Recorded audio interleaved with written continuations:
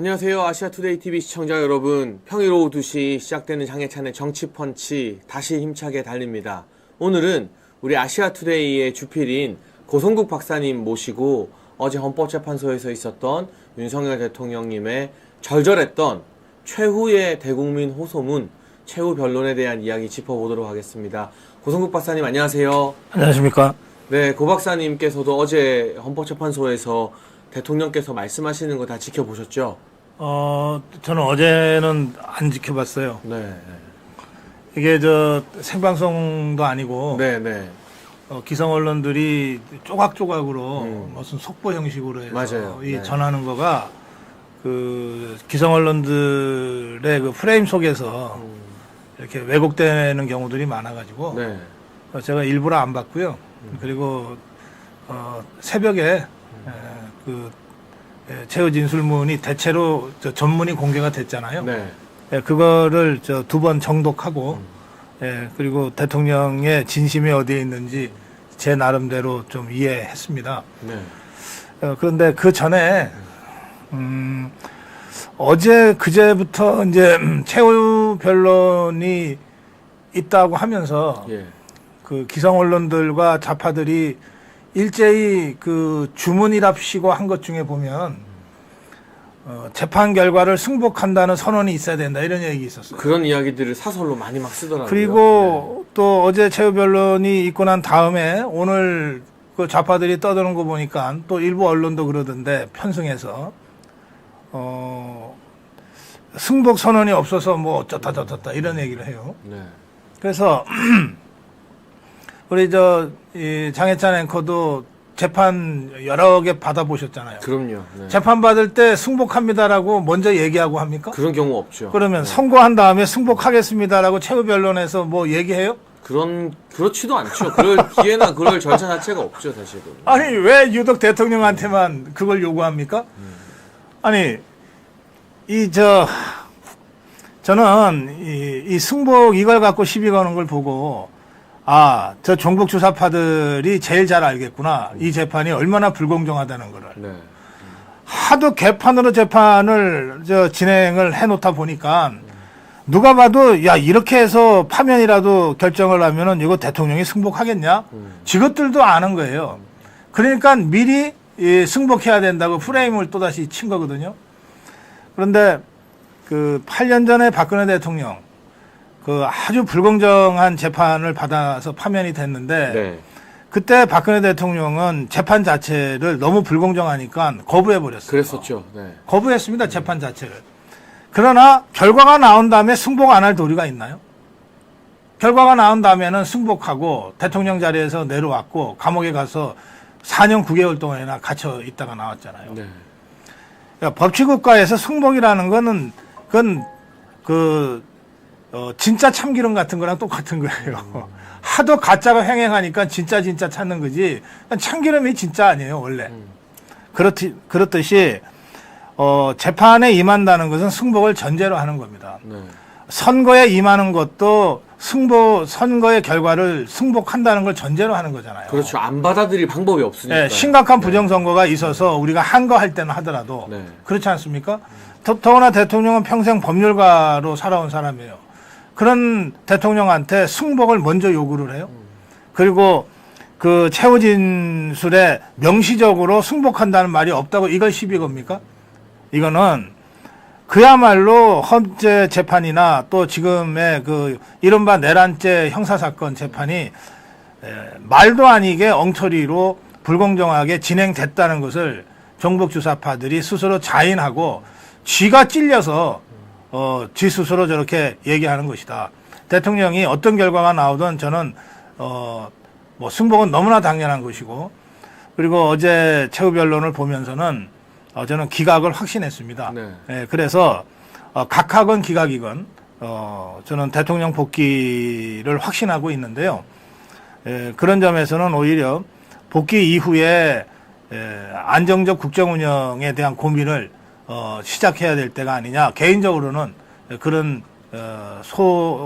소감을 말씀드리고 싶어요. 네, 또 구체적인 이야기 계속 짚어볼 텐데요. 고성국 박사님께서 정말 중요한 부분 두 가지를 저는 짚어주신 것 같아요. 첫 번째는 언론이 조각조각 잘라서 보도하는 거 중요한 게 아니라 지금은 이미 이 윤석열 대통령님의 그 A4 용지 77장에 달하는 최후 진술 전문이 여러분 웬만한 언론사나 온라인에 다 공개가 되어 있습니다. 네. 이 전문을 보시고 윤석열 대통령의 그 절절한 마음을 우리가 보는 게 중요하다. 언론사에서 한두 문장 떼가지고 본인들 입맛에 맞는 것만 왜곡하듯이 부각시키는 그 기사가 아니라 대통령의 최후 진술 전문을 꼭 한번 정독해 보시라는 말씀 아주 중요한 포인트인 것 같고요. 두 번째는 뭐 보수고 진보고 할 거 없이 주요 언론에서 강조하는 승복 하는 게 사실상 이 불공정한 헌법 심판 앞에서 무릎을 꿇으라는 일종의 어떤 강요가 아니었나. 네. 그런 불공정한 프레임이 최후 진술하는 그날까지도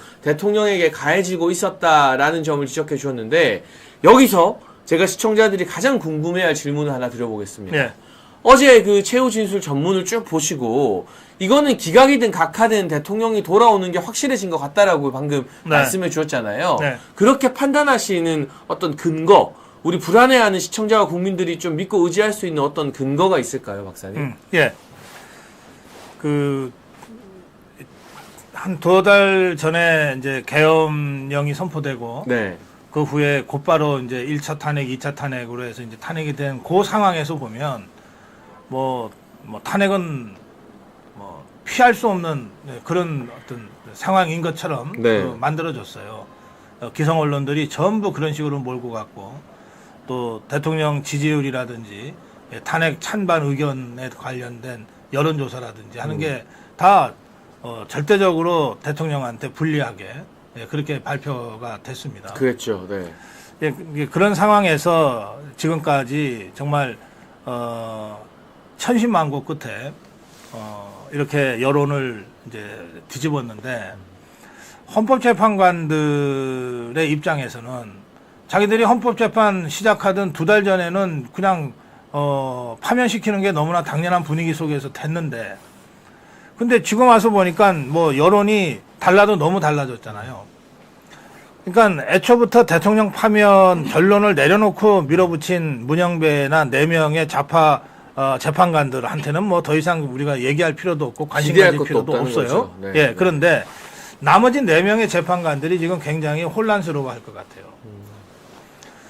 그리고 여러 가지 어려움을 겪고 있을 것 같아요. 네. 그런데 이제 어제 대통령의 최후 진술은 그 4명의 헌법재판관한테 네. 대통령으로서 비상계엄을 발동하게 된 그 배경이 어떠했고 네. 또 어떻게 그 계획된 계엄이었고 네. 그래서 이것이 어떻게 적법하게 시작돼서 적법하게 끝났는지를 아주 구체적으로 아주 디테일하게 설명하잖아요. 그러면서 헌재 변론에서 쟁점이 됐던 2가지 부분에 대한 입장까지도 잘 밝히거든요. 네. 그래 놓고 나서 헌법재판이라고 하는 게 2가지를 고려해서 이루어져야 된다는 게 교과서에 있습니다. 하나는 합적법성. 네. 예. 그 다음에 또 하나는 합목적성. 네. 적법해야 되고 그 결과가 국가와 국민한테 좋아야 된다는 뜻이에요. 쉽게 네. 말하면. 그런데 최근에 여론이 급변하면서 뭔가 이게 기각적으로 가는 것 같다라고 하는 분위기가 잡히자 좌파와 기성 언론이 들고 나온 것 중에 하나가 뭐냐면 이렇게 해서 대통령이 복귀하면 엄청난 혼란이 올 거다 이거예요. 그리고 이렇게 해서 복귀하면 대통령이 힘을 얻어서 다시 계엄할지도 모른다. 뭐 그런 이야기들을 막 마구잡이로 막 써대고 그렇잖아요. 있죠. 예. 그 2가지 부분에 대해서 대통령이 아주 분명하게 그리고 아주 확신을 가질 만큼의 설명을 합니다.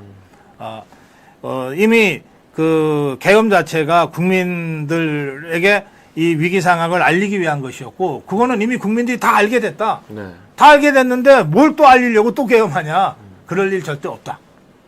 그 다음에 2번째는 복귀한 이후에 그 대통령 직분을 이런 식으로 운영하겠다라고 네. 하는 그 부분이에요. 로드맵을 밝혔죠. 그 부분이 네. 그야말로 한목적적인 거예요. 윤석열 대통령이 복귀하면 자기를 이렇게 공경에 빠뜨린 저 좌파들한테 막 복수하느라고 복수의 칼을 휘두르고 막 그렇게 해서 결과적으로 국정이 엄청 어렵게 될 이런 것이 아니고 네. 그야말로 국민 통합적 방식으로 또 87년 체제를 완전히 업그레이드 시키는 새로운 이 개헌을 통해서 내 임기까지도 포함해서 그리고 내정은 총리한테 다 맡기고 그야말로 국가 운명을 좌우하는 이 외교 문제와 안보 문제에 내가 집중하겠다. 이런 식으로 쫙 설명을 했단 말이에요. 그러니까 그 설명을 들으면 윤석열 대통령이 복귀하면 진짜 나라가 잘 운영될 것 같잖아요. 네, 네. 말하자면 그 한 목적성에 대한 대통령의 구상을 밝힌 거예요. 그러니까 대통령이 아무리 그래도 더불어민주당 종북주사파들의 그 반응이 웃기지 마라, 거짓말이다 이렇게 나오듯이 네. 대통령의 이 최후 진술에도 4명의 좌파 헌법재판관들은 꿈쩍도 안 했을 거예요. 그렇겠죠. 네. 그러나 정말로 그 심각하게 이걸 인용해야 되냐, 기각시켜야 되냐, 각하시켜야 되냐고 고민하고 있던 다른 4명의 헌법재판관들한테는 그 재판관들이 딱 듣고자 원하는 얘기를 어제 대통령이 최후 진술을 통해서 한 겁니다. 그러니까 더 이상 뭘 얘기할 수 있겠어요. 대통령 입장에서. 네. 저는 어제 대통령의 최후 진술을 듣고 4명의 재판관들이 최종적으로 이거는 각하 또는 이건 기각이라고 결심을 굳혔을 거라고 생각합니다. 그래서 대통령의 최후 진술을 보고 제가 확신하게 된 거죠. 야, 근데 이게 제가 좀 소름이 돋는 게 우리 네. 박사님의 말씀을 들으니까요. 제가 뭐 여러 방송 나가면 좌파 패널들이랑 거기서는 많이 토론을 하게 되잖아요. 민주당 네. 패널들이랑. 제일 많이 하는 말이 네. 얘네가 처음에는 이게 뭐 위헌이다 위법이다 하다가 이게 이 헌법재판소 변론 과정에서 씨알이 안 먹히니까 네. 요새는 이런 말을 많이 하더라고요. 아니 그래서 윤석열 대통령이 진짜 돌아오면 직무에 복귀하면 네. 나라가 더 혼란스러워지지 않겠냐. 국정이 운영이 제대로 되겠느냐. 예. 이 이야기를 제일 많이 했는데 네. 어제 대통령님의 최후 변론 최후 진술에서 네. 대통령께서 돌아왔을 때 네. 어떻게 안정적으로 국정을 운영할지 그 부분을 담은 게 그렇죠. 어떻게 보면 그 공격에 대한 완벽한 대답이었다라는 말씀을 들으니까 그렇습니다. 이게 소름이 돋으면서 뭔가 아구가 딱 맞는 것 같은 그런 느낌이 드네요. 거기에 더해서 뭐 한 가지만 제가 사족처럼 말씀드리면 만약에 대통령이 그 파면이라도 되면 네. 이 성난 자유파 국민들을 누가 어떻게 다스릴 거냐? 컨트롤할 수 있겠어요? 어떻게 다독일 거냐? 예. 네. 그런데 더 나가서 기각이 돼서 대통령이 복귀를 해도 자유파 국민들이 이번 그 탄핵 저지 투쟁 과정에서 보여준 저 종북 주사파들에 대한 정말 뼈에 사무친 그 원한들이 있잖아요. 그렇죠. 네. 분노들이 있잖아요. 네. 이거를 어쨌든 발전적인 방향으로 국정 운영으로 승화시켜 내야 되거든요. 네. 근데 이 일을 할 수 있는 사람이 윤석열 대통령 말고 누가 있겠어요? 그러니까 윤석열 대통령이 어제 최후 진술에서 바로 그런 자신의 복귀 이후에 안정적이고 통합적인 국정 운영에 대한 비전을 제시한 거예요. 그러니까 뭐 헌법재판관이다 뭐다를 떠나서 대한민국의 미래를 걱정하는 정말 그런 사람이라면 누구나 다 대통령의 어제 최후 변론을 들으면서 대통령 복귀 이후에 지금까지의 그 엄청난 갈등과 이 투쟁 양상의 이 대한민국 사회가 어쨌든 통합적으로 갈 수 있겠구나. 대통령이 그걸 하겠다고 지금 나섰고 그걸 할 수 있겠구나라고 느끼게 된 거거든요. 그 점에서 저는 어제 대통령의 최후 변론은 굉장히 중요한 통합적 정치에 대한 그 일종의 그 선언이었다. 그렇게 그 의미를 부여하고 싶습니다. 그러니까 지금 이 비상계엄을 할 수밖에 없었던 좌파와 저희 야당들의 무도한 어떤 정치적 린치, 네. 그리고 이걸 갑자기 내란으로 몰아가가지고 대통령을 구속시키고 어제도 나오더라고요. 이게 국민들께 알리기 위한 비상계엄에 투입된 군 병력이 뭐 한 500여 명 근처인데 예. 대통령 체포하겠다고 3,000명이 동원됐다. 그러니까요. 예. 그럼 도대체 뭐가 내란인 것이냐라는 게 대통령님의 최후 진술 말씀에도 나왔던 걸로 알고 있는데 네. 그럼에도 불구하고 어떤 정치적 보복이나 복수가 아니라 국민 통합을 위해서 대통령의 임기를 포함해서 또 내치의 권한까지도 총리에게 많이 맡기면서 통합을 추진하겠다라는 말씀을 하셨잖아요. 네. 근데 방금 박사님 말씀에 또 너무나 중요한 키포인트가 있는 게 오늘 여론조사 나온 걸 보니까 헌재가 대통령님을 파면하면 41% 이상의 국민들이 이걸 수용 못하겠다고 응답을 해버렸어요. 당연하죠. 그러니까 이게 지금 광화문 광장으로 모이고 전국 각지로 모이는 이 국민들은 만에 하나 헌재가 파면 대통령 탄핵 결정을 내리면 그 누구도 이 국민들을 말릴 수가 없어요. 그런데 오직 한 사람, 네. 윤석열 대통령만이 직무에 복귀해서 이분들에게 통합의 메시지를 내면 이 국민들의 마음이 그래도 윤석열 대통령을 보고 좀 풀어지고 그렇죠. 이게 국민 통합으로 나아가고 갈등이 치유되는 방향으로 갈 수 있다는 점을 어제 짚은 거잖아요. 네. 지금 이 탄핵 국면의 최대의 피해자가 윤석열 대통령이잖아요. 네. 그러니까 이런 상황에서는 가장 피해를 크게 입었던 사람이 우리 함께 가자고 해야 비로소 함께 가질 수 있는 거예요. 그렇죠. 네.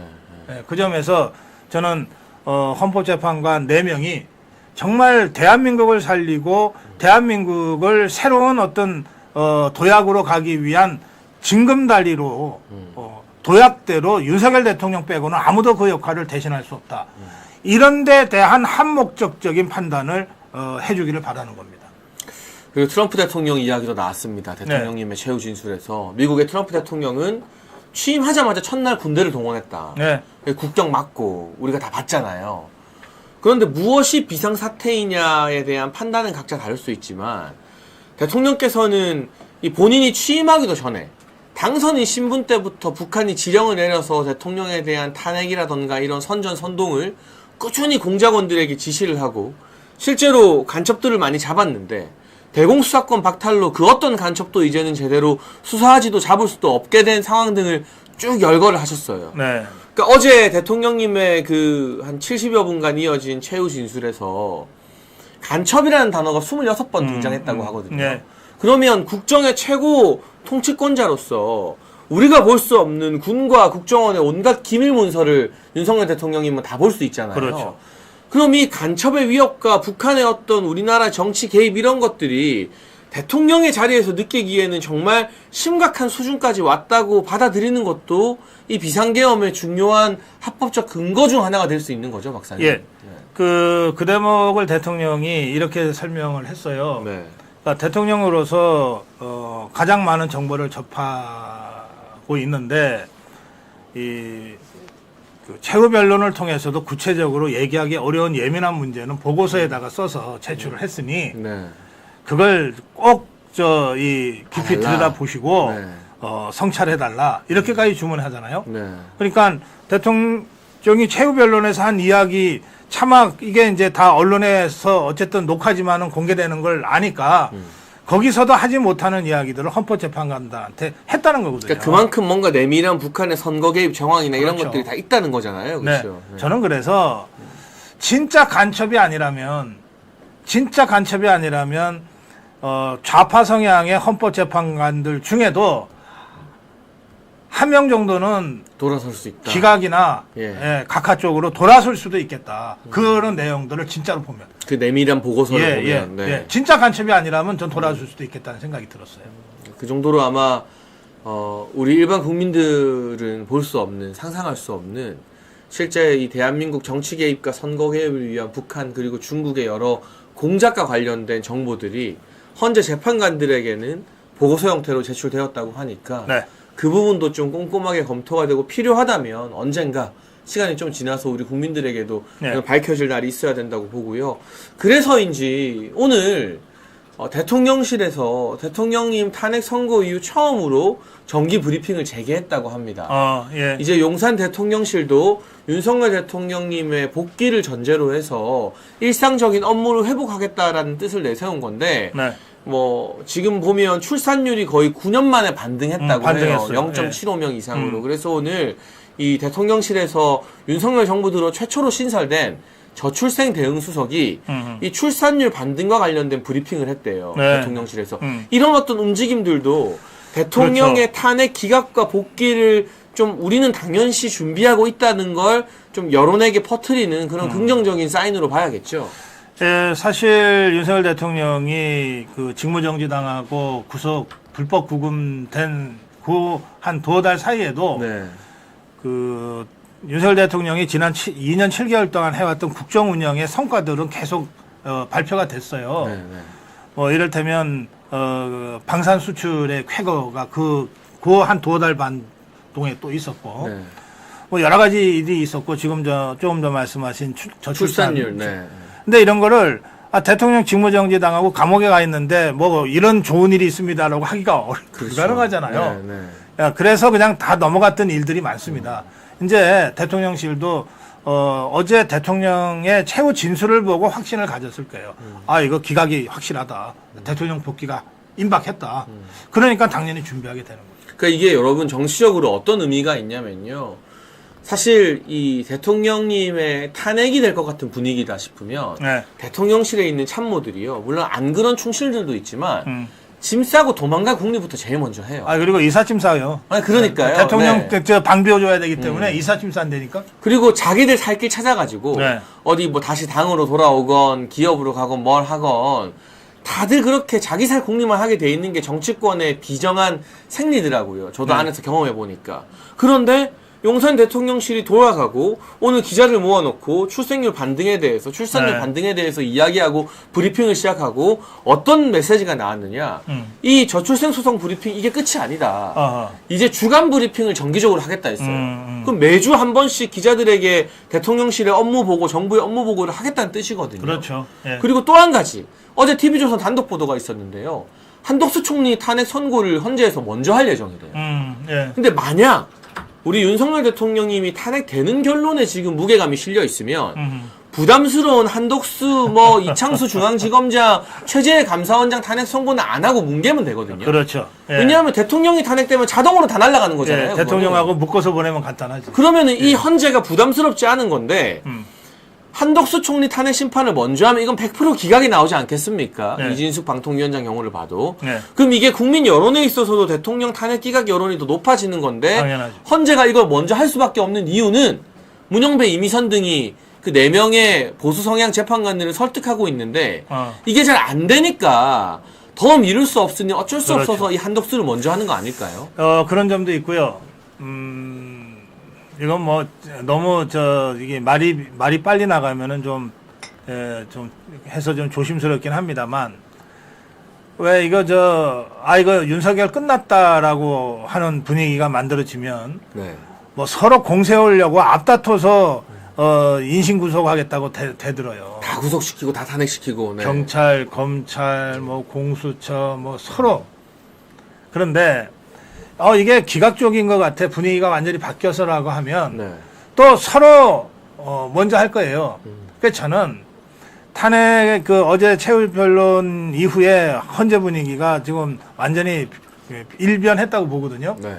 그렇게 되면 그럼 우리가 뒤처질 수 없지 하고 서울 중앙지방법원 네. 그래서 구속 취소 결정이 당겨져서 나올 수도 있어요. 그 분위기를 보고. 네. 예. 어차피 의견서 열흘 안에 제출하라 했는데 대통령 변호인단은 그 다음 날로 다 제출했잖아요. 네, 네. 오늘 결정을 내려도 하나 이상할 게 없어요. 그렇죠. 네. 그러니까 서울 중앙지방법원이 굳이 이거 열흘까지 질질 끌고 가다가 헌재에다가 선수 뺏기고 할 이유가 없는 거죠. 저는 서울 서부지방법원, 서울 중앙지방법원의 네. 구속 취소 결정이 언제 나올지 사실은 모른다. 오늘도 내일이 나와도 오늘 나오거나 내일 나와도 이상할 게 하나도 없다. 그리고 그 사이에 또 어쨌든 공수처가 네. 서울중앙지법에 대통령님에 대한 여러 가지 영장을 신청했다가 네. 다 줄줄이 기각당한 걸 숨기고 서울 서부지법에 영장을 신청했다. 그렇죠. 결국 오동훈이 국회 나와서 거짓말한 것들이 예. 증거로서 낱낱이 다 그렇습니다. 확인이 된 것도 굉장히 큰 변수죠. 오동훈이 저거는 이제 뭐 빼도 박도 못해요. 저거는 이제 감옥 가게 돼 있어요. 현직 대통령을 불법 체포하고 불법 구금한다는데 이거 그야말로 내란 수계죠. 그러니까요. 네, 오동훈이는 뭐 그렇게 될 건데 사실은 서울 중앙지방법원 있잖아요. 네. 여기도 논란이 됐을 때 우리한테 영장 신청을 했었는데 우리는 이러이러한 이유로 기각했어 라고 밝혔어야죠. 좀 제대로 빠르게, 그쵸? 예. 네. 이거 지금까지 입 다물고 있잖아요. 그러니까 중앙지방법원도 이 원죄가 있는 거예요, 지금. 이 상황에서는. 그러니까 이걸 빨리 덮으려면 자기들은 그렇죠. 빨리 구속 빨리 결정을 해야 해야지. 되는 거죠. 네. 예. 그렇게 해서 지금이라도 자기들 면피해야죠. 그래서 우리가 지금 한덕수 총리의 탄핵 선고가 대통령님 탄핵 선고보다 일찍 있을 것 같고요. 네. 그리고 윤석열 대통령에 대한 구속 취소가 네. 예상보다 이른 시기에 네. 아마 조만간에 서울중앙지법에 어떤 결정이 있을지 모른다라는 전망까지도 박사님 통해서 들었는데요. 요거 한 가지만 더 짚어보고 예. 싶습니다. 윤석열 대통령이 돌아온다는 것을 전제로 우리가 이제 하는 상황에서 네. 돌아오시면 이 전반기 국정 운영과 관련해서 가장 달라져야 될 후반기 국정 운영 대통령님께서 이런 부분은 꼭 신경 쓰셔야 된다. 좀 어떤 말씀을 해주시고 싶으십니까? 예, 대통령이 어제 최후 변론에서 사실 그 정말 중요한 화두를 꺼냈어요. 네. 그게 뭐냐면 그 87년 체제를 더 이상 지속할 수는 없다. 이거는 제가 알기로는 대통령 출마 전부터 평소에 생각했던 이슈예요. 예전부터 고민하던. 예, 그건 장혜찬 네. 앵커 잘 아실 건데. 네. 그런데 막상 대통령이 되고 나면 이게 우리가 국정 운영에 있어서 경중완급이라고 그걸 잘 네. 가려야 한다 그러잖아요. 그렇죠. 네. 그러니까 경중완급에서 제일 먼저 처리해야 될 거는 급이거든요. 네. 급한 일부터 처리해야 되는 거예요. 그러니까 중요하기도 하지만 워낙 급한 일이 한미동맹 복원하는 것 이런 거잖아요. 네. 그러니까 우선 그것부터 한 거예요. 그런데 대통령 생각에 진짜 중요한 일은 아마 87년 체제를 완전히 개비해서 업그레이드 시켜서 이제 우리 몸에 맞는 새로운 정치 체제를 구축하는 거라고 생각했을 거예요. 네. 근데 이거는 워낙 중요하지만 막 그렇게 시급한 건 아니거든요. 시간이 많이 걸리는 일이에요. 네. 또 정치권의 합의를 이끌어내야 되는 일이에요. 예, 그래서 개헌 문제는 어제 대통령도 임기 중반 이후에는 그 문제를 집중적으로 다룰 생각이었다고 하면서 이제 개헌 얘기를 했잖아요. 이거는 정치권에서 이야기하는 이른바 내각제 개헌이라든지 또는 임기 단축 개헌하고는 완전히 차원이 다른 거예요. 임기 단축 개헌은 어떻게든 윤석열 끌어내리자고 하는 이 얄팍한 꼼수로 개헌의 옷을 입힌 것이고 네. 대통령이 얘기하는 것은 87년 때 만들어진 지금의 이 5년 단임 직선제 헌법이 워낙 문제가 많고 고쳐야 될 게 한두 군데가 아니잖아요. 네. 네. 이런 것들이 지난 10여 년 동안 국회에서 계속해서 논의돼 왔어요. 국회의장마다 개헌특위 구성 안 한 국회의장이 없어요. 없죠. 네. 네. 그러니까 이 문제를 그런데 왜 그동안 못했냐? 누구도 고양이 목에 방울 다는 일을 못한 거예요. 이를테면 개헌을 하려고 그러면 대통령 임기도 어떤 경우에는 줄여야 될 줄여야 수도 되고 있고, 네. 국회의원들도 어떤 경우에는 임기 임기를 줄여야 줄여야 될 돼요. 수도 있죠. 예. 그러니까 이걸 자기들이 해야 되는데 자기 목에 자기가 방울 달기 싫으니까 말은 좋은데 못 해왔던 거거든요. 이거를 대통령이 내 임기 포함해서 내가 한번 달아보겠다고 한 거예요. 그러니까 엄청난 정치 선언이죠. 여기에 더해서 완전히 새로운 세력 교체까지를 어제 최호진 변론에서 포함을 시켰어요. 네. 그러니까 우리가 단순히 제도가 문제가 아니라 제도와 사람 모두가 다 문제였던 거예요.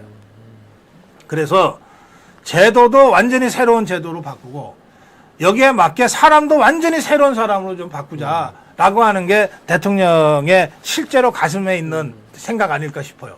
이걸 하기 위해서 자신의 임기를 포함해서 모든 걸 할 수 있다고 해놓고 대통령이 맨 마지막에 뭐라 그랬냐면 만약에 그렇게 된다면 나로서는 영광스러운 일이다 그랬어요.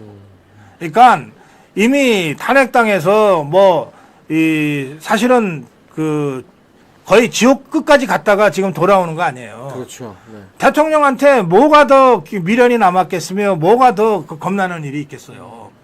그러니까 정말 모든 걸 다 던질 수 있는 그 심정으로 복귀 후에 전국 운영을 한다면 수십 년 하지 못했던 새로운 체제로의 전환, 새로운 인물들에 대한 어떤 대거 수혈 이런 일들을 대통령이 좀 집중적으로 하는 그런 복귀 후 국정 운영이 되지 않을까 그렇게 저는 생각합니다. 그리고 이건 실제로 이번 탄핵 심판을 위해서 나온 이야기가 아니라요. 네. 박사님도 말씀해 주셨지만 윤석열 대통령님 대선 때 인터뷰나 이런 것들을 보면 소선거구제를 극복하기 위해서 그렇죠. 중선거구제 얘기를 이미 했었죠. 예, 중대선거구제 예. 이야기를 이미 오래 전부터 구상을 하고 있었고, 그러니까 대한민국의 어떤 정치나 선거 시스템이 너무나 지금 성숙한 국민의식과는 동떨어져 있다.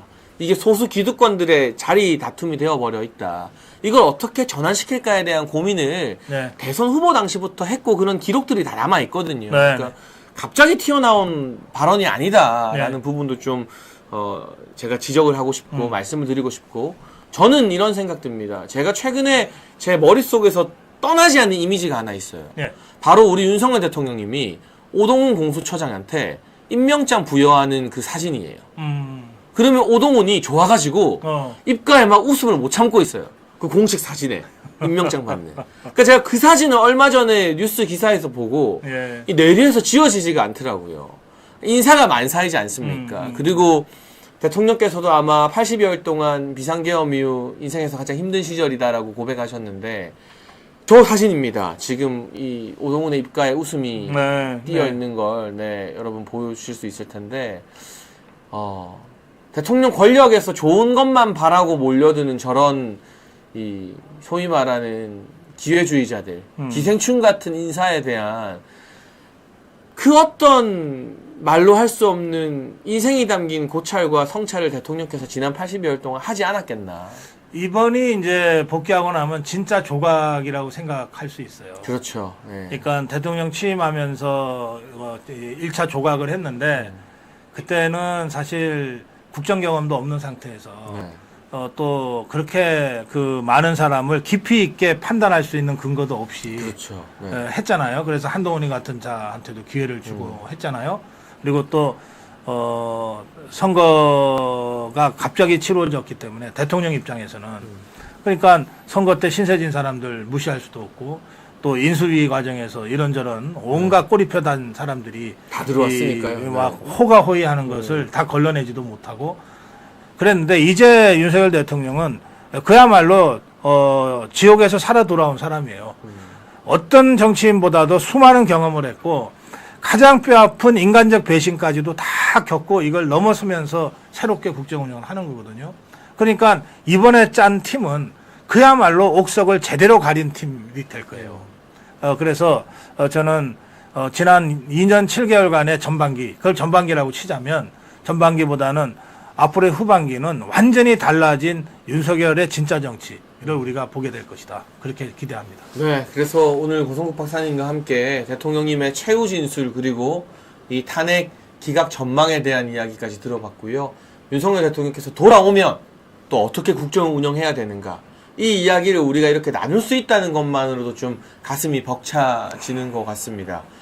장혜찬의 정치펀치는요, 고성국 박사님 보내드리고 2부에서는 박민영 국민의힘 대변인과 함께 한동훈 자서전 오늘 출간했다는데 하나하나 정말 씹고 뜯고 맛보고 즐기면서 발굴해버리는 시간을 가지도록 하겠습니다. 오늘 1부 함께 해주신 고성국 박사님 진심으로 감사드립니다. 고맙습니다. 네, 감사합니다.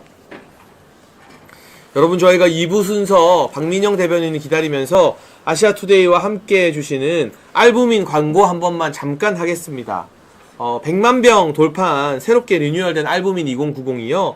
울트라맥스로 돌아왔습니다. 알부민은 간에서 만들어지는 혈관 단백질 성분인데요. 간과 심장 컨디션 개선, 피로 회복과 신체 기능 강화에 도움이 된다고 합니다. 아투TV 구독자분들을 위한 단독 특가 이벤트도 준비가 되어 있습니다. 2박스 구매하시면 한 박스 더 드린다고 하니까요.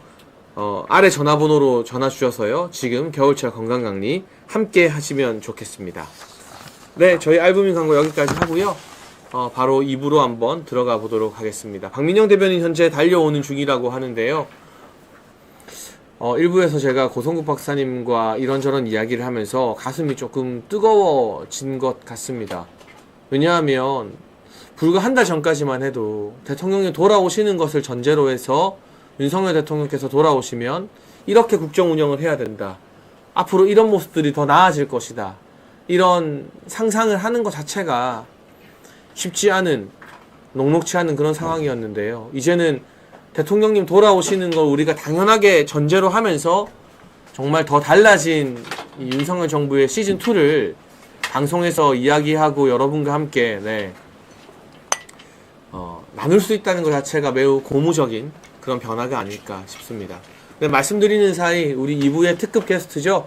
박민영 국민의힘 대변인 모시겠습니다. 대변인님 안녕하세요. 안녕하세요. 아니 먼저 우리 오늘 1부에서는 고성국 박사님과 함께 예. 윤석열 대통령이 헌법재판소 마지막 변론 이야기 했는데 네. 2부에서는 한동훈 이야기 들어가기에 앞서서 오늘 아침에 예, 예, 예. TV조선의 시사 프로에서 예. 한동훈이 임명했던 전 대변인 현 평당원 송영훈 전 대변인과 한바탕 설전이 있었다는데 그런 소문이 벌써 어떤 돌았으니까. 일이었는지 박민영 대변인이 좀 소개해 줄 수 있으십니까? 뭐 네. 설전이라고 하기도 그렇고요. 네. 사실 저는 좀 평화주의자라서 제가 웬만하면 그냥 평화적으로 하려고 그랬는데 첫 질문부터 약간 좀 답변이 좀 그렇더라고요. 그러니까 네. 옆에 첫 질문이 그 윤석열 대통령이 약간 임기 단축 개헌을 포함해서 개혁안을 얘기한 것에 대해서 어떻게 들었느냐. 그래서 사실 저는 뭐 당연히 기본적인 답변을 했고, 근데 옆에서 아니 개혁을 할 거고 이제 임기 단축을 할 거면 그 한동훈 전 대표 있을 때 그 뭐 12월 그 둘째 주 정도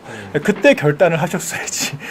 왜 그때 제대로 안 하다가 이제 와서 뒷북을 치냐 뭐 이제 그런 식으로 얘기를 하시더라고요. 그 말을 네. 국민의힘 딱지를 달고 나온 송영훈 전 대변인이 했다는 거잖아요. 국민의힘 패널 자리에서 해서 그렇죠. 저는 적절치가 않은 발언이었다라고 생각을 했는데 일단 그때까지는 뭐 그냥 들었습니다. 뭐 자기 왜냐면 이게 생각이니까. 네. 그렇죠. 뭐 그렇게 얘기할 수도 있죠. 뭐 저는 동의를 못 하겠지만, 그러고 나서 이제 중간에 뭐 한동훈 전 대표 또 책 광고를 또 한 번 하시더라고요. 그래서 약간 책 내용에 뭐 이런 게 들어가 있다. 뭐 이제 그런 얘기를 하셔가지고 이게 뭔가 내가 생각하는 좀 그런 보수 패널의 지금 방향이랑은 안 맞는 것 같다. 뭐 이제 그런 생각이 좀 들어가지고 그러다 이제 마지막 질문에 사실 저도 막 그때 좀 얼결에 나온 대답이긴 했어요. 그때 이제 앵커께서 저한테 그 한동훈 전 대표 책에 이재명 대표에 대한 그런 약간 비판들이 많이 들어가 있다라고 돼서 질문을 하셔가지고 근데 제 생각엔 그렇죠. 어제 최후 진술을 하셨잖아요. 네, 최후 진술을 했고 이제 그 여운이 가시기도 전에 오늘 이 책을 내서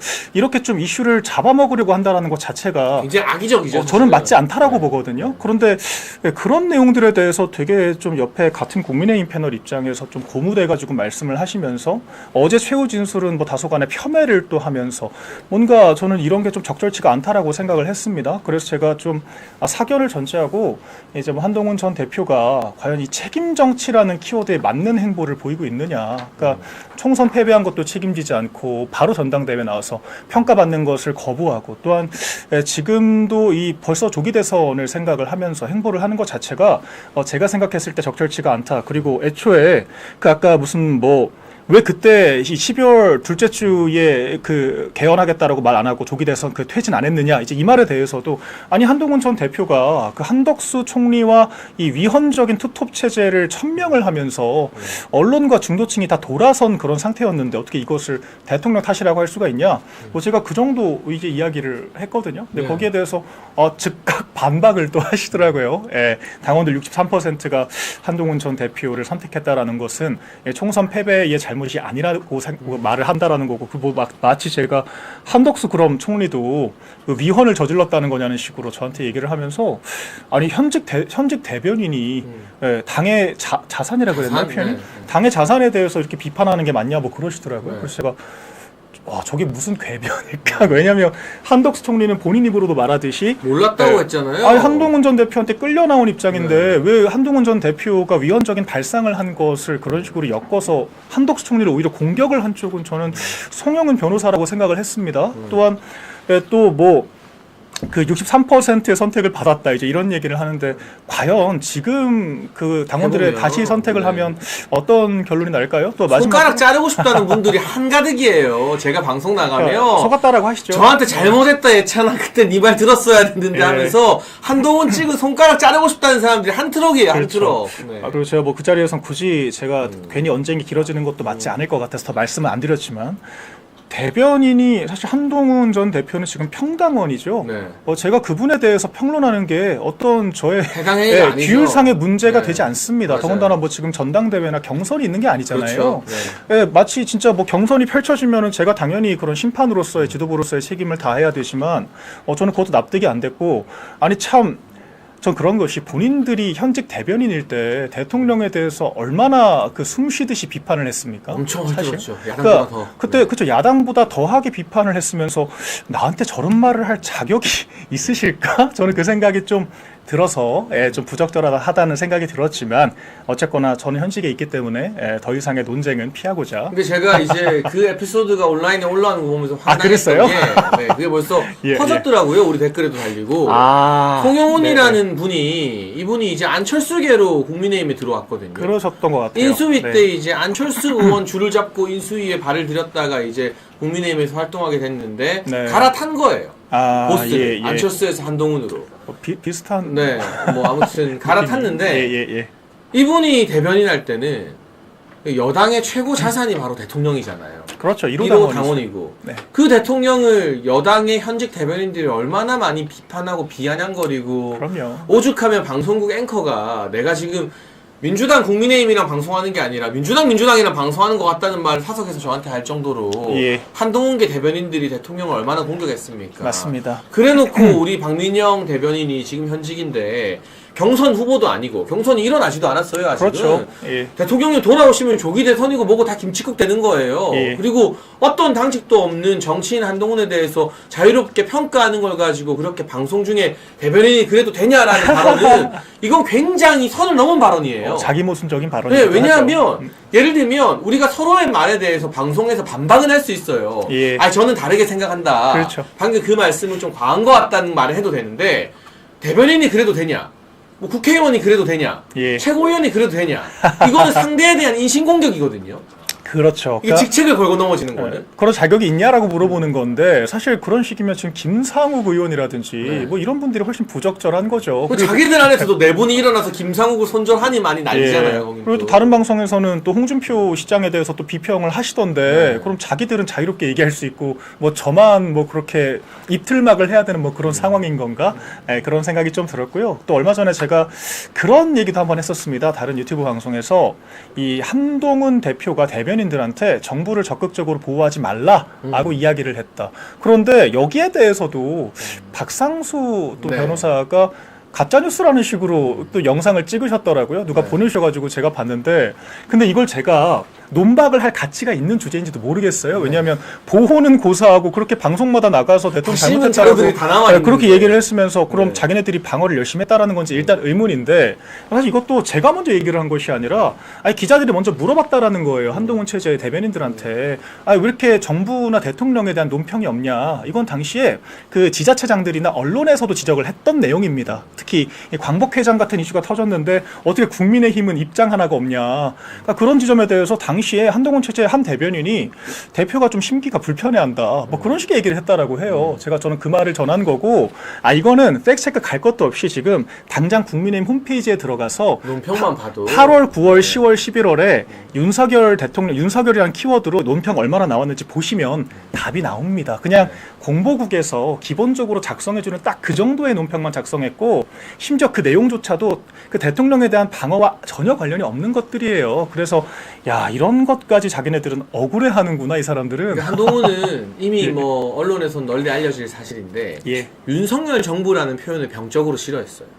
그랬었죠. 지금도 마찬가지고 그랬었죠. 잘 알고 있죠. 우리 예. 박민영 대변인이 그때 또 용산에 있었으니까. 맞습니다. 그러니까 의도적으로 한동훈의 발언에서 윤석열 정부라는 표현이 거의 안 나와요. 네. 그리고 자기가 불리하거나 뭔가 윤석열 정부와의 어떤 이 동질성을 어필할 때만 예. 가뭄에 콩나듯 한 번씩 나오고 뭐 우리 정부 뭐 이런 식으로 그러니까 이게 이 정부의 주인공이 이 정부의 창출된 대통령이 윤석열 대통령이라는 사실 자체를 한동훈이 본능적으로 거부감을 느끼고 인정하지 않으려고 한 게 비대위원장 취임 직후부터거든요. 네. 이건 너무나 많은 자료들이 남아있는 부분이고요. 그렇죠. 제가 한 가지 또 이 아시아투데이 정치펀치에서 정치권 비하인드 스토리를 썰을 풀어드리면 제가 지난번에도 한번 말씀드려서 어느 정도 소문은 나 있는데 이 송영훈 변호사는 지금 양천갑 당협위원장을 노리고 있습니다.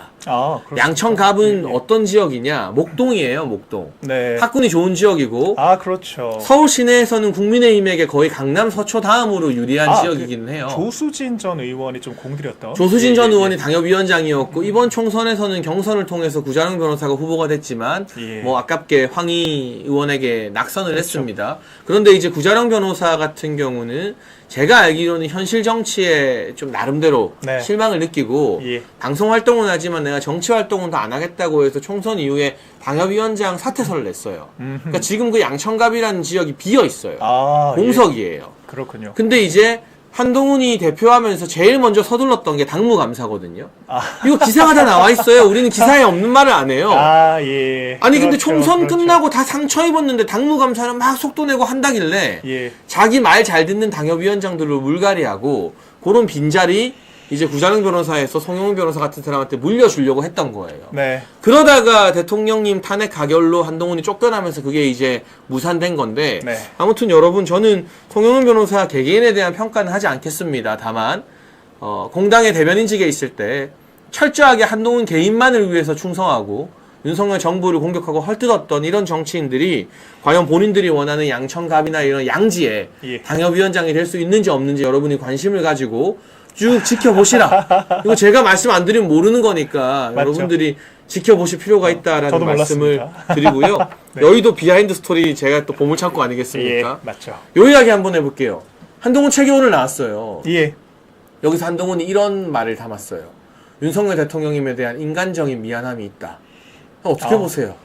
그 한마디로 퉁치기엔 너무 많은 잘못을 저지르지 않았나요? 사실 지금 이 윤석열 대통령 탄핵까지 이르기까지 제가 한 번은 과반 이상의 책임이라고 말씀드렸지만 네. 솔직한 말로 한동훈 전 대표가 없었다라면 탄핵까지 갈 일도 없었겠죠. 네. 네, 그런 의미에서는 저는 90% 이상 책임이 있다라고 생각을 하는데 그 한마디로 퉁치기에는 그 말이 쓰여져 있는 이 책에서조차도 남 탓밖에 없습니다. 결과적으로 자기가 얼마나 힘들었고 얼마나 궁지에 몰려 있었고 대통령실이 얼마나 답답했고 그러면서 대통령실의 한 고위 관계자와 이야기를 나눈 그런 문자까지 다 오픈을 했더라고요. 네. 그러니까 사실 대단히 황당하죠. 대통령실과 사실 저도 대통령실 출신이고 지금은 나와 있지만 그럼에도 불구하고 내부 이야기에 대해서 최대한 억제를 하면서 논평을 하거든요. 그게 좀 기본적인 어떤 책임과 이 동지들에 대한 예의라고 생각을 하는데 야, 그 내부에서 자기한테 그런 핵심적인 정보를 제공했던 사람들 아마 지금 대통령실에서 있는 걸로 알고 있습니다. 계속 계신 걸로 알고 우리가 있는데 누군지는 다 알죠. 예. 말할 수는 근데 없지만. 그렇게 네. 오픈을 해버리는 것 자체가 H 그냥 맞죠?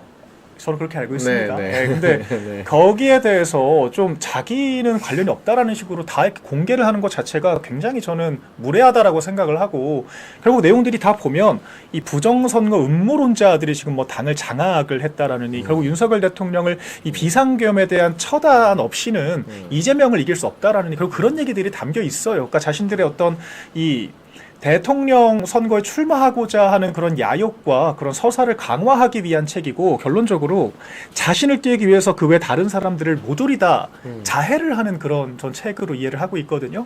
그래서 참 야, 이런 것들을 지금 대통령 그 탄핵 심판에 대한 평의가 한참 이루어져야 될 때 이렇게 발간하는 것도 저는 정말 부적절하다라고 생각을 하고 이런 것들을 또 출판 기념회를 또 하겠다라고 하더라고요. 내달 출판 4일에 기념회가 아니라 한대요. 뭐 북콘서트. 콘서트. 네. 네, 뭐 차이가 그게 없죠. 그거죠. 네. 네, 도서점가제 때문에 다 원가를 주고 사야 되는데 책 자체도 되게 비싸게 또 책정을 했더라고요. 2만 원. 22,000원 했대요. 22,000원. 예, 그렇게 또 판매를 하는데 네. 아니, 본인이 그 출판 기념회 금지해야 된다라고 얘기하지 않았습니까? 네. 그러니까 그런 것들이 다 정치 자금을 수수하기 위한 그런 짬짬이 그런 정치 행위라고 그렇게 비판을 했으면서 이제 와서 북콘서트라고 이름만 슬쩍 바꿔서 바로 나오는 게 좀 부끄럽지 않나요? 그러니까 자기 말은 이렇겠죠. 우리는 예. 출판 기념회처럼 뭐 이 책값을 빙자한 봉투를 받지 않는다. 뭐 이런 예. 걸 텐데 아마 그들은 이렇게 말할 겁니다.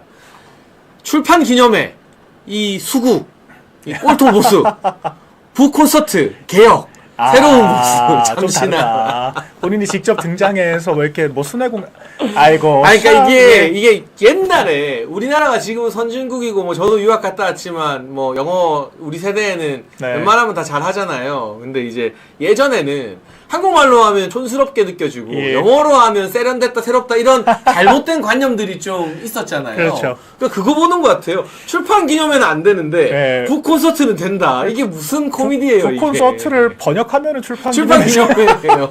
아이고 참 어처구니가 없고 이렇게 자기 말 뒤집고 자기들은 맨날 남들 비판하면서 남들한테만 무슨 자격을 따지고 참 이런 문제가 그러니까 자기들이 뭐가 문제인지도 모를 것 같습니다. 아니 그리고 저는 너무나 이 가증스럽고 악의적이라고 느끼는 게요. 예. 한동훈이 책을 낸다고 지난주부터 언론 플레이를 하고 오늘 책을 내면서 거기에 뭐 대통령님에 대한 인간적 미안함 이거 담은 건 뭐냐? 지금 당내 여론이 안 좋으니까 예. 그 동정론을 사기 위한 일종의 저는 그 정말 가식적인 그런 것 같아요. 악어의 눈물이라고 예, 생각을 하고요. 맞습니다. 다만 이게 가증스럽고 악의적인 포인트들은 뭐냐? 대통령 탄핵 심판에서 지난주 이번 주가 제일 중요한 시즌이었잖아요. 네. 여러 이 증인들의 진술이 흔들리고 바뀌고 대통령님 진술에 힘이 받아가고 있는 시점에서 예.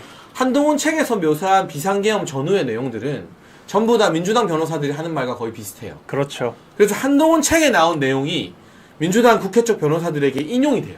예, 맞습니다. 지난주에 헌재 증인신문을 보면 예, 예. 한동훈 책에 그랬었죠. 이런 내용이 있다더라 하는 언론 플레이 기사를 가지고 네. 국회 쪽 변호인단이 헌재에서 이거 한동훈이 이렇게 썼는데 어떻게 생각하느냐라고 증인한테 신문을 해요.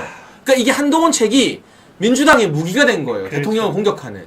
그러니까 이 예민한 타이밍에 대통령한테 불리한 이야기를 자기 입장에서 많이 써놓은 책을 출간하는 것 자체가 네.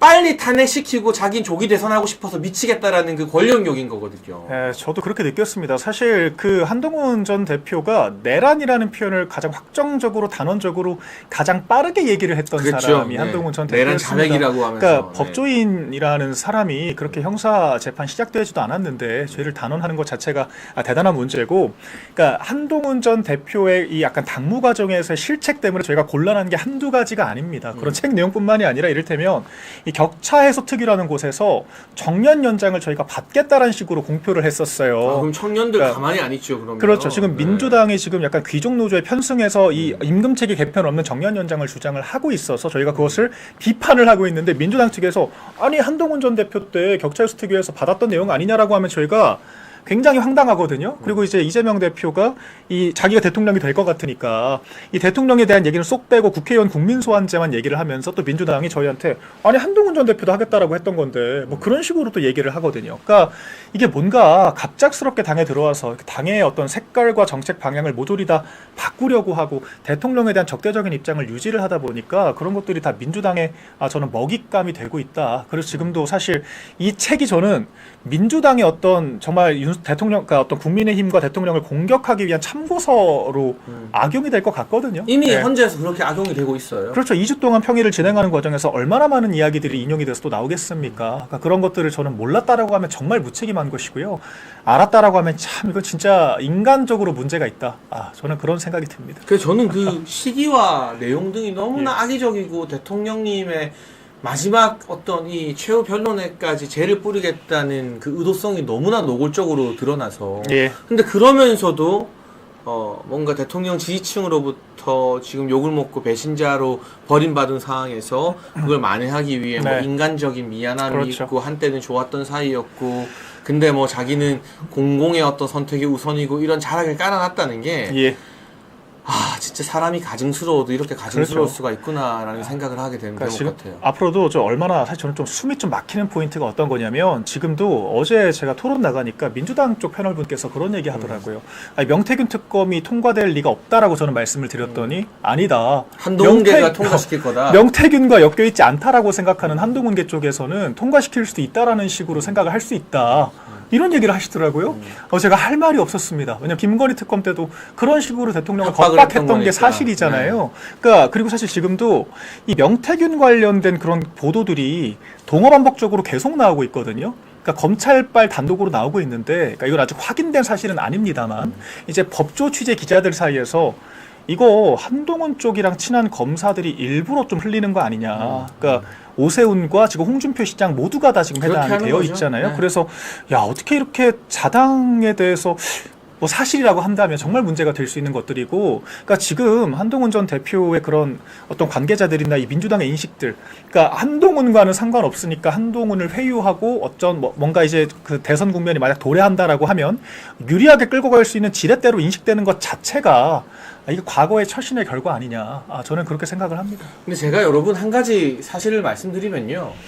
대한민국에서 제일 믿으면 안 되는 직업이 검찰이에요. 검사예요. 예. 이거는 그리고 안타깝지만. 제 이야기만 하는 게 아니라요. 예. 윤석열 대통령님이 비상계엄 이전에는 제가 그래도 가끔씩 부르시면 한남동 관저 들어가서 저녁 식사도 하고 오고 그랬던 사람일 거잖아요. 예. 정치적으로 뭐 가까운 관계고 그쵸, 최고위원도 하셨고요. 모셨으니까. 네네. 최고위원도 했고 했으니까. 그리고 원래 대통령이 사회 각계각층의 인사들 불러서 밥 먹고 하는 거는 잘못된 일이 하나도 아니에요. 그거는 해야 하는 일이죠. 많이 해야 되고 예, 예. 더 다양한 사람 만나야 되는 그럼요. 거고요. 스킨십이 기본이죠. 네. 근데 제 기억나는 것 중에 하나가 대통령께서 검찰 후배들에 대한 실망감과 이런 걸 되게 많이 토로한 적이 있어요. 네.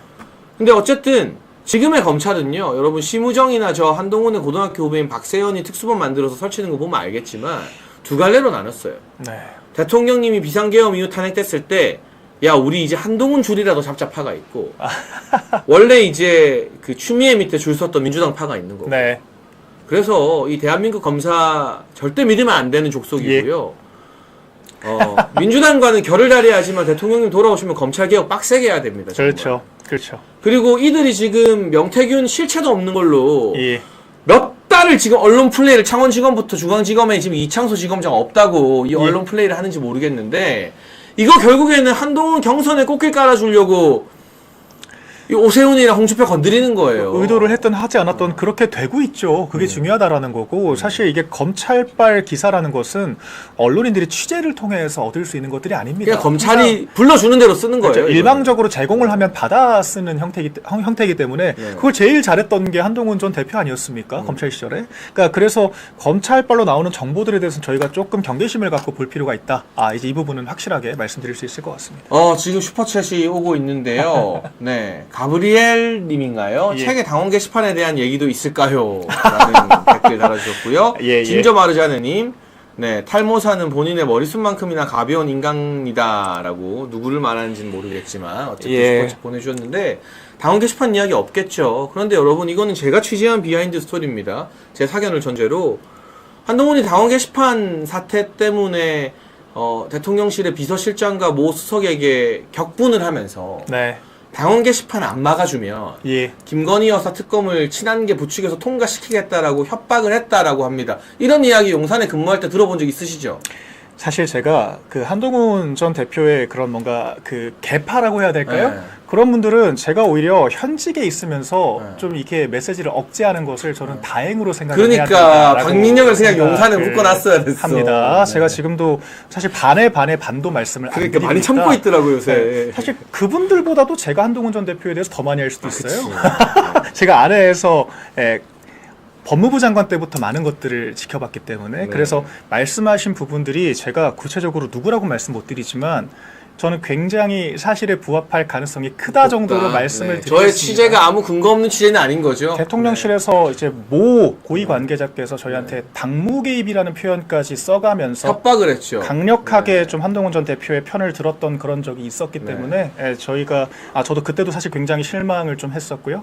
네. 사실 내부에 한동훈 전 대표가 책에 아예 그냥 아우팅을 하지 않았습니까? 사실 숨길 것도 없죠. 이제 그리고 사실 본인이 오픈을 했으니까. 그러니까 제가 말하는데요. 저는 당원 게시판 이 문제 야기하면서 제가 방송 막 나갈 때 용산이랑 아무 도움을 받거나 소통한 게 없어요. 예. 이거는 용산이 한 게 아니라 정말 지금도 그때도 제가 말씀드리지만 국민의힘 비대위 갤러리를 중심으로 한 네. 네티즌들의 정말 눈물겨운 수작업 그 자료를 네. 제가 남들보다 일찍 커뮤니티를 통해서 파악하고 그분들이 저한테 문자 보내주시고 한 거를 제가 이 방송용으로 유튜브에선 저보다 잘하는 분들이 또 앞서 있었고 저는 이제 방송용으로 잘 정리해서 자료 만들어서 하니까 그렇죠. 방송에 많이 불려다닌 거지 예. 그걸 가지고 왜 애꿎은 용산을 협박하고 그쵸. 이 특검이라는 게 그걸 가지고 딜할 만한 일입니까?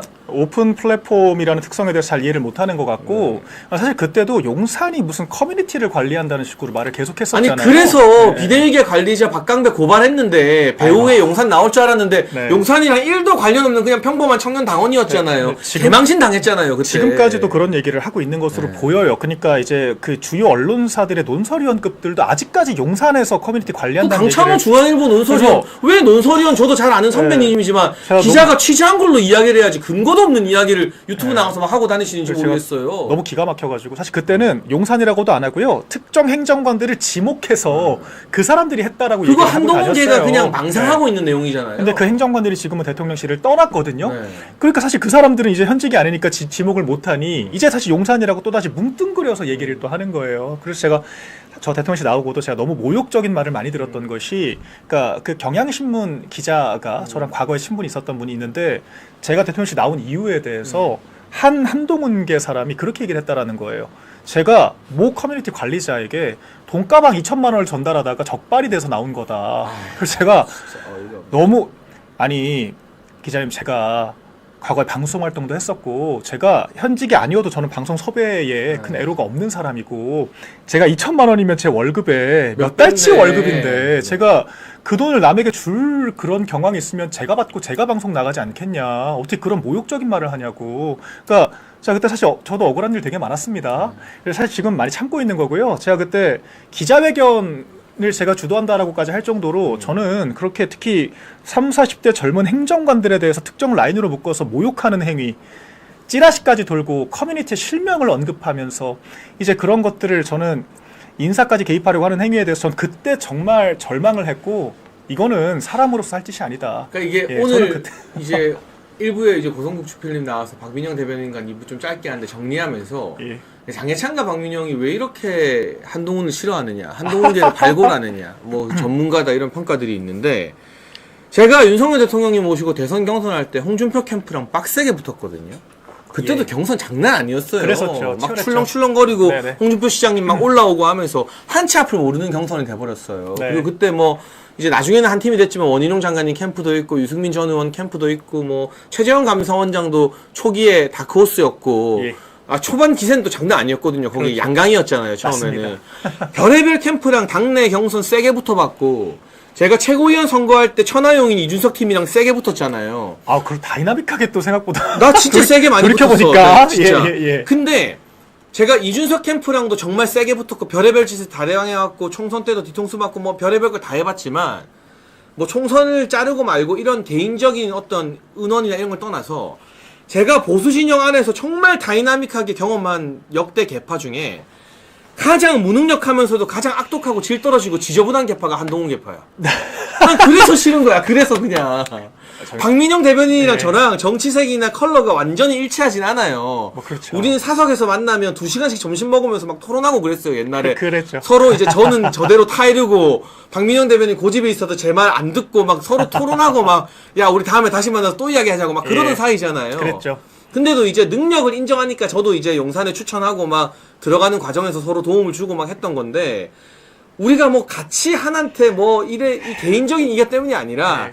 내부에서 겪어보면 네. 차마 말하지 못하지만 한동훈뿐만 아니라 그 개파의 사람들 아까 우리가 네. 뭐 일부 언급된 사람도 있고 언급 안 된 사람도 있지만 예. 심지어 김종혁, 박상수, 송영문 정치권에서 어디다 써 솔직히 말하면 진짜 그러니까 가장 무능하면서 가장 악독하고 저질인 사람들이 다 모여 있어가지고 네. 정말 혐오하게 될 수밖에 없어요. 근데 이게 한동훈이랑만 싸워서 그런 게 아니라 우리는 팀 이준석이랑도 싸워봤고 팀 그렇죠. 홍준표랑도 싸워봤고 맞습니다. 예. 팀 유승민이랑도 싸워봤고 다 싸워봤어. 근데 예. 그 사람들한테 이런 인간적인 혐오감을 들지는 않았거든요. 맞아요. 진짜로. 네, 사실 저는 오히려 이제 이준석 전 대표의 그런 측근들 같은 경우에는 그렇게까지 이렇게 사람을 악의적으로 하진 않아요. 밖에서 보면 다 웃으면서 네. 악수할 수 있어. 가는 그러니까 길이 다를 뿐이지. 네, 젊은 혈기와 뭐 패기라고 차라리 저는 표현을 할 수 있을 것 같은데 그런데 진짜 한동훈 전 대표는 야 근데 여기는 결이 달라. 결이 진짜. 상상을 그래서 사실 저는 야 이거 수사받다가 자살했다는 사람까지 있다라는 말이 왜 나왔는지 진짜. 알겠다. 어떻게 이렇게까지 할 수가 있냐. 근데 그 따라다니는 애들도 그걸 다 본봤잖아. 보면 다 비슷해지고. 그러니까요. 막. 아 저는 애초에 그 찌라시를 뭐 누가 썼는지 제가 확실하게는 모르겠습니다만 이철규 의원이 또 직접 이제 고발까지 해서 네. 이 좀 그 5명 정도가 입건까지 됐었잖아요. 네. 그러니까 찌라시 작업을 전 이렇게까지 적극적으로 하는 사람을 본 적이 없습니다. 그리고 있던 당대표 개인에 대한 알림과 그런 뭐 이제 뭐 한동훈 전 대표를 비호하고 용산을 음해하는 듯한 그런 찌라시 행정관들의 실명까지 그 박아가면서 이야기를 공격을 하고 이제 그런 것들이 특정 언론의 사설로 또 등장을 하고 그러니까 이런 좀 전방위적인 이 악마화 작업이 야 이건 정말 20년 동안 저것만 했구나 갈고 닦은 게 저런 것만 했구나 이제 그것을 그런 칼이 내부로 향하니까 아 전 정말 이 입이 없는 용산의 입장에서는 참 절망할 수밖에 없는 순간들이 많았죠. 여러분 매주 수요일 오후 2시는 우리 박민영 국민의힘 대변인과 함께 예. 이제 거의 한동훈 잘글장글 씹는 그 대한민국의 그 어떤 정치 TV 프로와 유튜브 중에서도 한동훈 씹기로는 둘째라면 서러운 장해찬, 박민영이 뭉치는 시간이니까요. 네. 매주 수요일 오후 2시 정치펀치 기대해 주시고요. 오늘은 1부 고성국 박사님과의 대담 그리고 2부 박민영 국민의힘 대변인과의 대담 여기서 마무리하고 마지막으로 당부의 말씀 하나 드리겠습니다. 지금 대한민국 망하느냐 흥하느냐 절체절명 위기에 처해 있습니다. 윤석열 대통령은 자유민주주의 체제와 시장경제를 지키기 위해 싸우고 있습니다. 그런데 헌법재판소는 불공정 시비 속에 탄핵 절차를 강행하고 있죠. 그러나 반대의 물결이 거세지자 그들은 두려워하고 있습니다. 국민 여러분, 3.1절 탄핵 반대 집회는 대한민국의 흥망을 가르는 분수령이 될 것입니다. 서울 광화문 광장과 여의도로 모두 모입시다. 가족끼리 친구끼리 335 손잡고 비폭력 평화의 메시지를 외칩시다. 나라를 사랑하는 분들은 나이와 성별, 종교를 따지지 말고 역사의 현장에 동참합시다. 국민 여러분, 지금은 먼 훗날 후손들이 우리가 조국을 지켰노라고 당당하게 평가할 수 있도록 행동할 때입니다. 우리 아시아투데이 TV는 3.1절 토요일 오전 10시부터 저녁 7시까지 탄핵 반대 집회를 생중계합니다. 그리고 황교안 전 국무총리, 고성국 박사, 전옥현 전 국정원 차장, 그라운드씨 김성원 대표, 성호 스님 등 유명 인사들이 스튜디오에서 함께할 예정입니다. 많은 시청 3월 1일 부탁드립니다. 오늘 박민영 대변인과 함께한 정치펀치 여기서 마치고요. 내일도 오후 2시에 찾아오도록 하겠습니다. 시청해주신 분들 감사합니다.